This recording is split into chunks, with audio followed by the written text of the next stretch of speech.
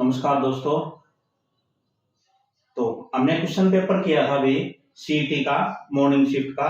अब ये है आपके पास इवनिंग शिफ्ट का। तो एक ज्यादा जो बात चल रही थी कि भाई मॉर्निंग शिफ्ट का तो मुश्किल था और इवनिंग शिफ्ट का आसान था। उसमें अंतर क्या है भाई आसान और मुश्किल में? जैसे आपके पास मैथ का और रीजनिंग का क्वेश्चन आएगा तो जिसमें समय ज्यादा लगेगा वो मुश्किल हो जाता है अभी, क्योंकि वो और क्वेश्चन का भी समय खा जाता है। और जिसमें समय कम लगता है वो आसान हो जाता है अभी, देखते ही आंसर आ जाए वो आंसर आसान हो जाता है अभी। जैसे आपके पास ये है भाई, फर्स्ट क्वेश्चन है निम्नलिखित में से कौन सी किसी घटना की प्रायिकता नहीं हो सकती। यानी प्रोबेबिलिटी निकालनी है भाई। प्रोबेबिलिटी जो होती है आपके पास 0 और 1 के बीच होती है भाई। प्रोबेबिलिटी जो होती है वो 0 और 1 के बीच में होती है। यानी जो संभावना होती है वो क्या होती है भी, जो आंसर आएगा वो क्या आएगा 0 और 1 के बीच में होगा भी। अब ये चेक करेंगे 0.4, तो इसका मतलब है 4/10। इसकी जो वैल्यू है वो है आपके पास 0 और 1 के बीच में। 4% है, इसको लिखेंगे हम 4/100। ये भी 0 और 1 के बीच में है। और इसको लिखेंगे तो 4/100, ये भी 0 और 1 के बीच में है। लेकिन ये जो 4 है वो 1 से बड़ा है, तो ये आंसर हो जाएगा भी इसका डी का, कि भी 4 जो है इसकी प्रायिकता नहीं हो सकती। तो देखते ही पता लग गया ना भी, ये तो मैंने बताया है लेकिन आप सीधा 4 लगा सकते हो। तो इसलिए ये आसान क्वेश्चन है। फिर सेकंड क्वेश्चन है रीजनिंग का। ये कहता है किसी कूट भाषा में इन द एंड का अर्थ है MOHFJKOMT, और इसी तरीके से एंड इज नियर का अर्थ है AZHMOHBOD। फिर इन नियर फ्यूचर का अर्थ है OMT, AZH और EPY। अब इसने पूछ लिया नियर के लिए कूट क्या होगा, सिर्फ एक वर्ड के लिए पूछ लिया भाई, एक वर्ड के लिए पूछ लिया तो ये आसान हो गया। अगर ऐसे पूछ लेता ये नियर इज एंड, फिर हमने तीनों का निकालना पड़ता। अब सिर्फ नियर का है तो हम नियर का कॉमन ले लेंगे। ये नियर इसमें कॉमन है, दोनों में यहाँ पे कॉमन है, तो इसमें जो कॉमन है वो आंसर हो जाएगा AZH, यानी डी वाला ऑप्शन जो है आपके पास इसका आंसर हो जाएगा। इसलिए आसान पेपर है भी, सारे के सारे क्वेश्चन देखोगे एक एक लाइन के क्वेश्चन है भी। अब नेक्स्ट क्वेश्चन देखोगे 6 है भाई, है तो सिर्फ एक ही लाइन का, 1 मिनट में देखते ही बता सकते हो, लेकिन मैं आपको पूरा समझा देता हूं ताकि आपके पास ये क्वेश्चन बदल के ऐसे आगे फिर पूछ सकता है। जैसे द्वितीय पूछ रखा है, प्रथम पूछ रखा है, फिर प्रथम पूछ लेगा, तृतीय पूछ लेगा या चतुर्थ पूछ लेगा। तो चतुर्थांश बताना भाई, ये हिंदी का वर्ड है, इसको बोलते हैं भाई इंग्लिश में क्वाड्रेंट। भाई क्वाड्रेंट क्या होते हैं, इस टाइप से आपके पास ये है वाई एक्सिस, ये है आपके पास एक्स एक्सिस, ये है एक्स एक्सिस प्लस का, ये है एक्स एक्सिस माइनस का, ये वाई एक्सिस है प्लस का और ये वाई एक्सिस है माइनस का। तो यहाँ पे ओरिजिन होता है अभी 0 0। इस तरफ जो भी वैल्यू होगी आपके पास वो प्लस की होगी, इस तरफ जो भी वैल्यू होगी वो माइनस की होगी, इस तरफ y की प्लस की होगी, इस तरफ y की माइनस की होगी। अब द्वितीय चतुर्थांश पूछ रखा है, यानी सेकंड क्वाड्रेंट पूछ रखा है।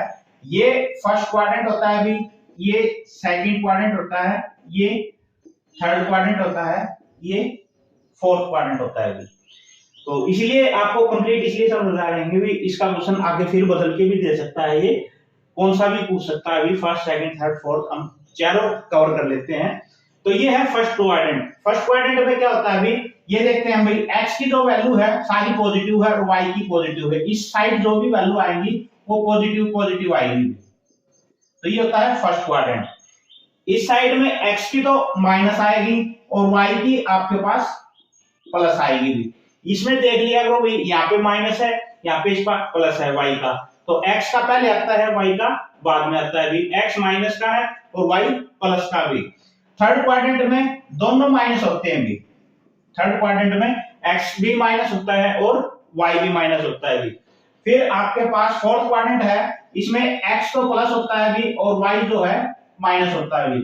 अगर आप इसको उल्टा सीधा लिख दोगे जैसे प्लस माइनस, तब भी गलत हो जाएगा अभी। पहले x का आएगा फिर y का आएगा अभी। तो ये क्वाड्रेंट है भाई। तो ये पूछ रखा है सेकंड क्वाड्रेंट में क्या आएगा, माइनस और प्लस भी। माइनस और प्लस जो है ए ऑप्शन आपका सही होगा भी। तो ये है आपके पास क्वेश्चन नंबर 6। पूरा क्वेश्चन कंप्लीट बता दिया ताकि आपको आगे फिर कभी आ जाए तो ध्यान रखना भी। इसके बाद है question number 7, if sin square theta minus में cos square theta equal to 0 दे रखा है तो थीटा की वैल्यू बतानी है भाई। ये ऑप्शन है 0 डिग्री, 45 डिग्री, 30 डिग्री और 90 डिग्री भी। ऐसे क्वेश्चन को हम कैसे सॉल्व करेंगे, sin स्क्वायर थीटा माइनस में cos square theta equal to दे रखा है 0 के, cos स्क्वायर को उस तरफ लेके जाओगे, sin स्क्वायर थीटा, या और एक तरीका और भी है, इसको हम cos स्क्वायर से डिवाइड कर देंगे, cos स्क्वायर से डिवाइड कर दें, cos स्क्वायर थीटा 0 पे कोई फर्क नहीं पड़ेगा। तो cos स्क्वायर से cos स्क्वायर कट गया भाई। ये आ गया आपके पास टेंजेंट स्क्वायर थीटा, ये आ गया माइनस का 1 इक्वल टू 0। 1 को इस तरफ लेके जाओगे, tangent square theta equal to 1 आ गया। टेंजेंट थीटा की वैल्यू आएगी प्लस माइनस 1 भी। तो टेंजेंट थीटा जो है आपके पास कब प्लस 1 माइनस होता है, ये 45 डिग्री पे भी। तो बी वाला ऑप्शन आपका सही है भी। दूसरा मेथड है इसका, हम इसको ऐसे भी लिख सकते हैं, sin square theta equal to cos square theta भी। cos स्क्वायर थीटा है 1 बच जाएगा, ये अपॉन में आ जाएगा टेंजेंट स्क्वायर थीटा। तो इसको हम ऐसे भी सोल्व कर सकते हैं भी। ये है आपके पास क्वेश्चन नंबर 7 भी। और देखो भी बिल्कुल सिंपल क्वेश्चन दे रखे हैं भी।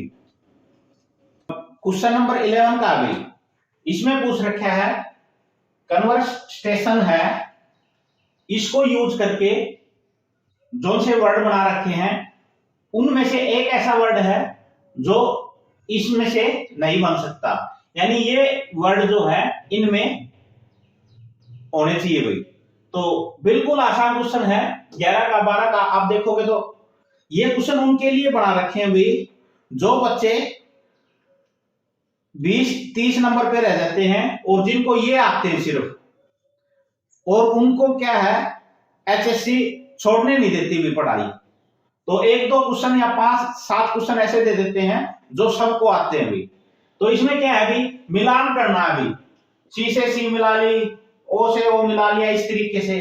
तो इसमें जो है आपके पास देखो टी जो है 2 बार है, सिर्फ इसमें 1 बार है, सिंपल सी बात है। तो ये जो वर्ड है वो इसमें से सारे नहीं मिलते भी। तो सिर्फ टी जो है 2 बार रिपीट हो गया, इसलिए ये आंसर हो गया भी बी का। फिर कहता है क्वेश्चन नंबर 14, 2/3 माइनस में 5/4, इसमें से गलत बताना है कौन सा है। और तो बराबर है 5/4 माइनस में 2/3। जब माइनस का बीच में आ जाए तो आपके पास क्या होगा भी, जैसे 2 - 3 करोगे तो माइनस का 1 आंसर आएगा, 3 - 2 करोगे तो 1 आएगा। तो इसका मतलब है a माइनस में b नॉट इक्वल टू होता है b माइनस में a के भी। तो ये वाला ऑप्शन जो है आपका गलत है, गलत ही निकालना था। तो ये आंसर हो जाएगा।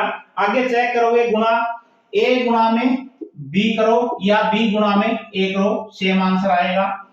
फिर प्लस का है a प्लस b करो या b प्लस a करो, ये भी सही होता है अभी। फिर कहता है डिवाइड का है, अगर ये दे रखा है a डिवाइड बाय b तो हम इसको लिख सकते हैं अभी a गुणा में 1/b। अगर मल्टीप्लाई का निशान लग गया डिवाइड की जगह तो वो उल्टा हो जाता है अभी। ये बिल्कुल सिंपल सा क्वेश्चन। और देखो भी ये क्वेश्चन नंबर 20 का है, ये 18 का है। ये 18 का मैं करवाना नहीं चाहता था, बिल्कुल सिंपल है, लेकिन उन बच्चों के लिए है जो वे 30 वाले हैं भाई, जिनको समझ में नहीं आता। तो सबसे पहले ये देखो, यदि a अनुपात b 5:7 है, b अनुपात c 8:9 है, ac का निकालना है भाई। तो हम a b c का निकालें, a b c, तो आपके पास a और b का जो है 5:7 है और b और c का जो है 8:9 है। तो इसकी मल्टीप्लाई इसके साथ, इसकी इसके साथ, इसकी इसके साथ।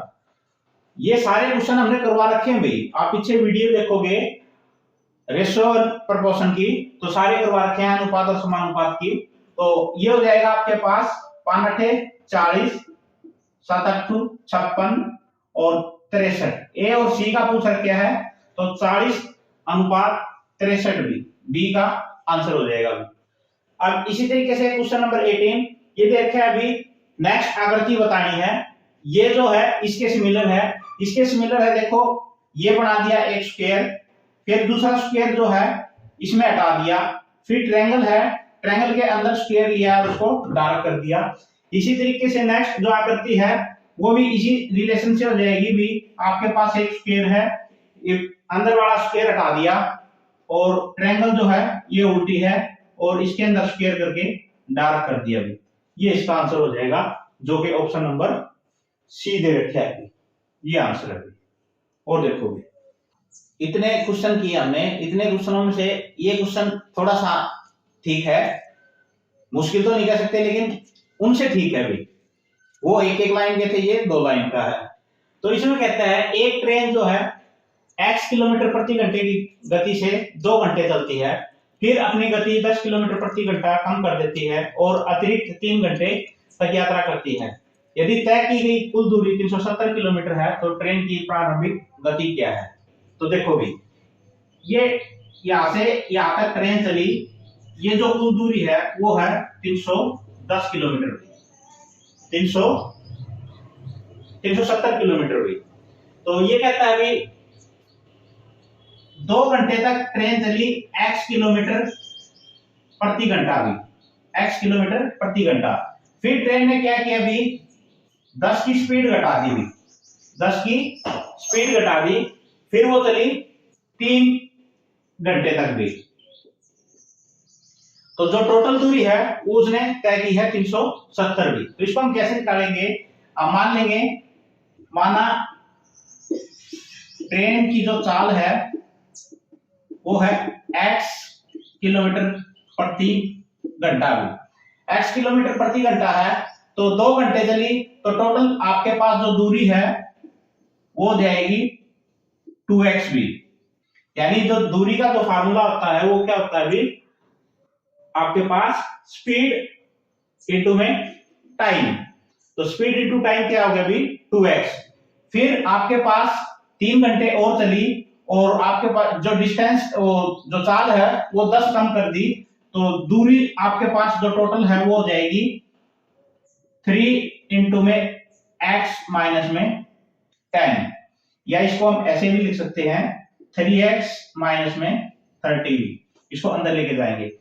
तो अब आपके पास जो है जो कुल दूरी दे रखी है वो 370 है, तो 370 बराबर है 2x जमा में 3x माइनस में 30 भी। 30 को इस तरफ लेके आओगे तो प्लस का हो जाएगा आपके पास, तो ये हो जाएगा 400 और ये हो जाएगा 5x।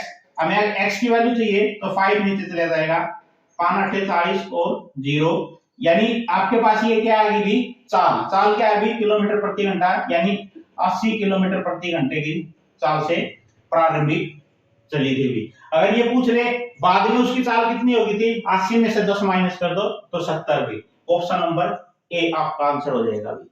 और देखो भी ये है आपके पास 36 का क्वेश्चन, वही सेम है भी, छोटा सा क्वेश्चन है।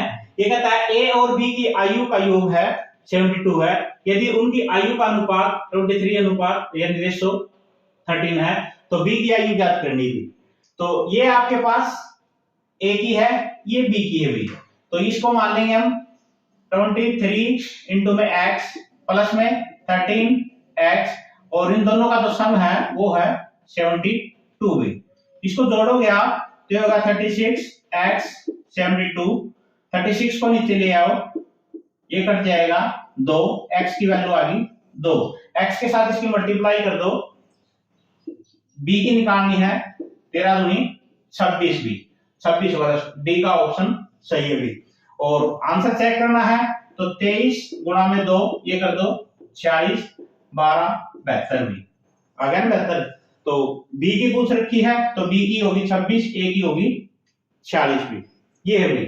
और नेक्स्ट कुछ क्वेश्चन जो रह गए वो नेक्स्ट वीडियो में कराएंगे भी। धन्यवाद।